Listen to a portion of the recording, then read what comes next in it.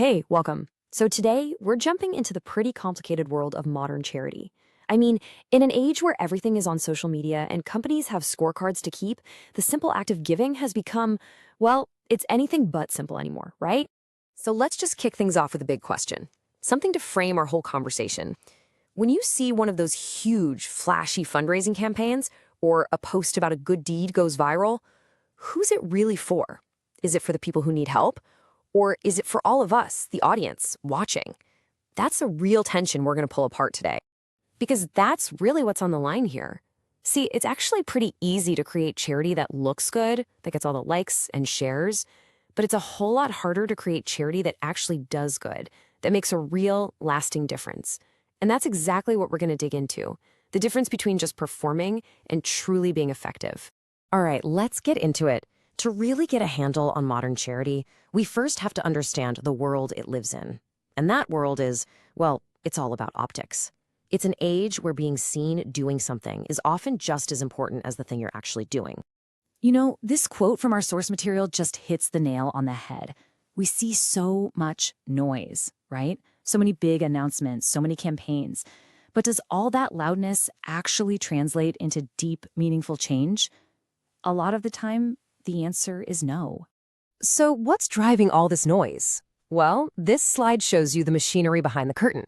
You've got things like corporate social responsibility or CSR mandates and these ESG scorecards that basically force companies to give.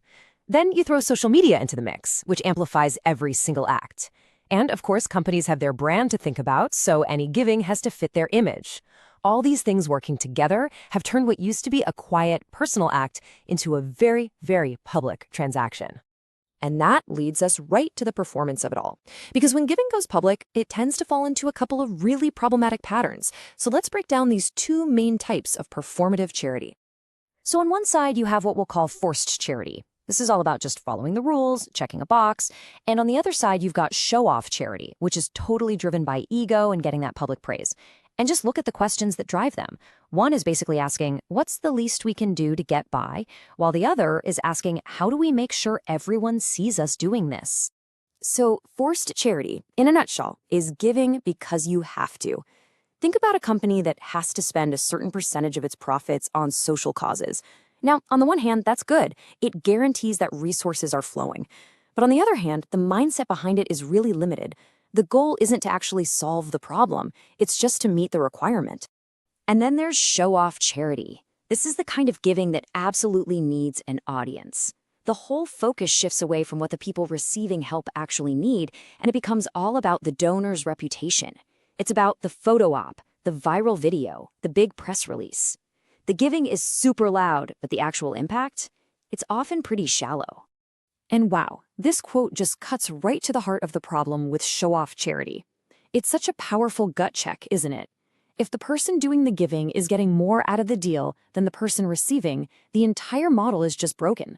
The whole point of charity should be to build people up, to foster independence, not to build up a donor's profile. But, and this is a big but, there's another way. A really powerful alternative. And this isn't about being sentimental or just feeling good. It's a disciplined, empathetic, and truly effective approach we're going to call heart-led charity. Okay, so first things first, it begins with empathy, not guilt. See, guilt makes you rush to act just to make yourself feel better. But empathy takes a step back. It listens, it works to really understand the situation, the community, the lived experience, before it ever even thinks about offering a solution.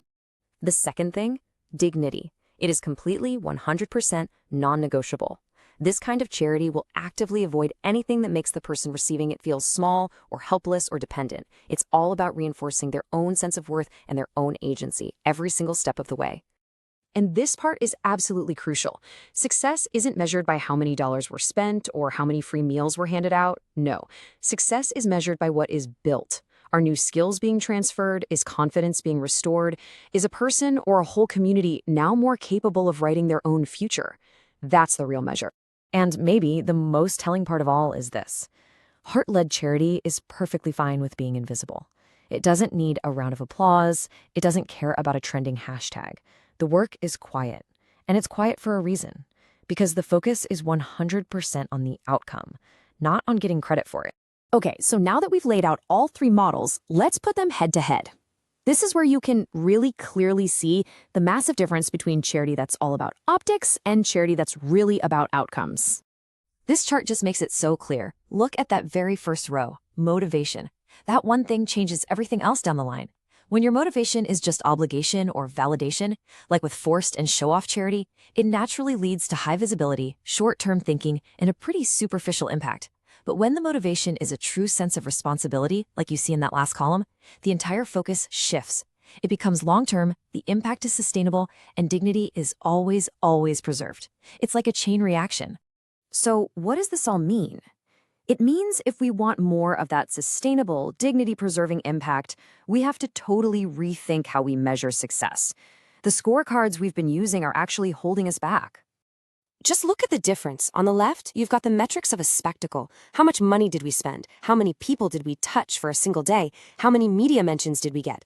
But the right side shows the metrics of actual substance. How much independence did we create? What practical skills were actually transferred? Was the community as a whole made stronger and more resilient? That's the real bottom line. And this simple little equation here really drives the whole point home. It seems counterintuitive, but it's so profound. Genuinely enabling 10 people to stand on their own 2 feet and build their own futures is infinitely more valuable than just temporarily propping up 1,000 people in a way that keeps them dependent. It's all about depth over breadth. And in the end, everything we've talked about really boils down to this one last, pretty challenging question. This question shifts charity from being a simple transaction to a deep, moral engagement. It's not about what we're forced to do or what's going to look good to other people. It's about looking in the mirror and asking ourselves honestly, what is our real responsibility to one another? And that's a question worth sitting with for a while.